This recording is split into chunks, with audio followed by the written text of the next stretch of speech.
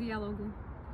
Voľby do Európskeho parlamentu sa nezadržateľne blížia a verím, že vám ich osud nie je ľahostajný. Tieto voľby majú význam pre nás všetkých. Práve prostredníctvom nich vieme dokázať, že nám na našej spoločnej budúcnosti záleží. Dnes mám pre vás kvízovú otázku, ktorá znie nasledovne. Paneurópske hnutie je jedným z predchodcov Európskej únie. Jeho členovia zorganizovali blízko Slovenska pokojnú demonštráciu, ktorá je v rámci európskej integrácie dôležité podujatie, aj keď o ňom verejnosť väčšinou nevie. Ako sa volalo? Kedy a kde sa uskutočnilo? Kto bol hlavným iniciátorom a tiež akými pre Slovensko významnými udalosťami prispelo? Kvíz bude prebiehať 5 dní. Následne vylosujeme výhercu z tých, ktorí odpovedali správne prostredníctvom transparentného systému. Držím palce a vidíme sa pri voľbách.